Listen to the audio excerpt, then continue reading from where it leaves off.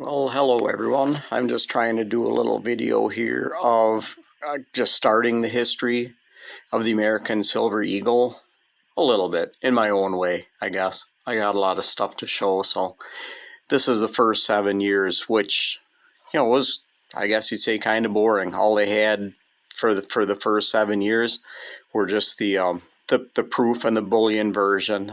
This is my second attempt at doing this. The first one ran really long, and I was going through a bunch of figures and stuff, and you know what? I'm not going to do it. I don't need to sit here and go through a bunch of figures about it, but I did want to just kind of show what was available, and going on, it'll be a little bit more interesting with the sets and things like that, but there's no real sets the first 7 years. Again, just the bullion and the proof version.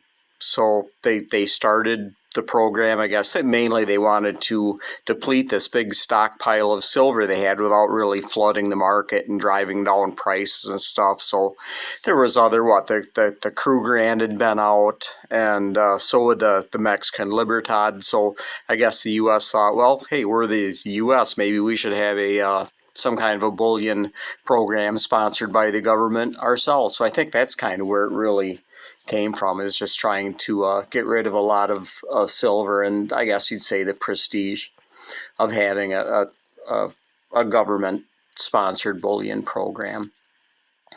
So I think that's probably enough of a backstory on the design.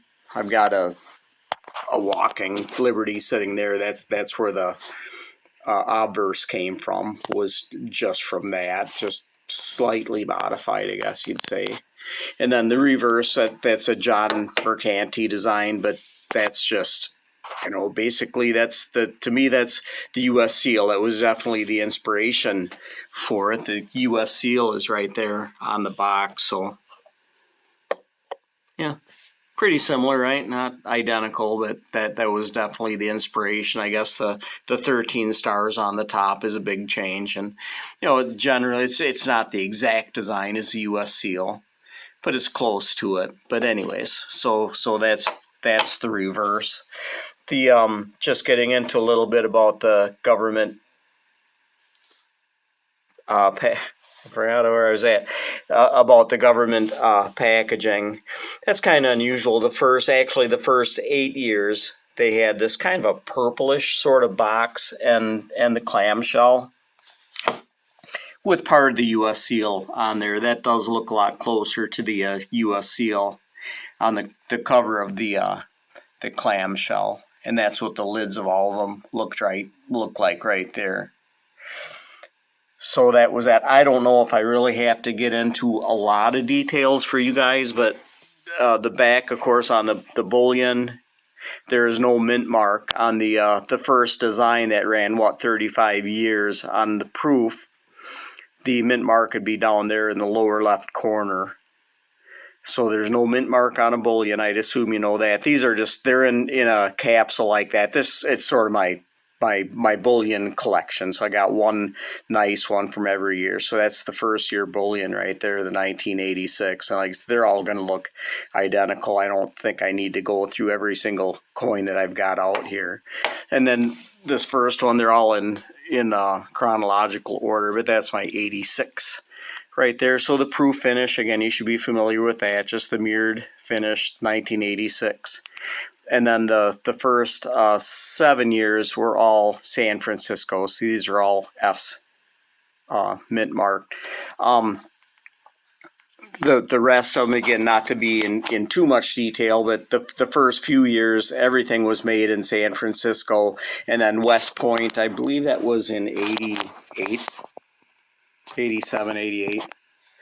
They started making West Point bullion as well. Again, it's not mint mark, but West Point started helping out with the bullion production. But San Francisco, the first 7 years, all the proof were San Francisco. I thought what was kind of cool, the first number of years, was a COA, and I'll point that out. That's kind of weird that 86 had a little bit smaller size COA, but then after that, then they were all I can move those around. They're all the larger size like that. But what's really cool about the COAs is they actually used pictures. So that's a 86 right there. So they just use pictures. So every year is a little bit different, where they actually would take a picture of the coins. They all have a little bit different look to them because they actually took a picture. So that was kind of cool.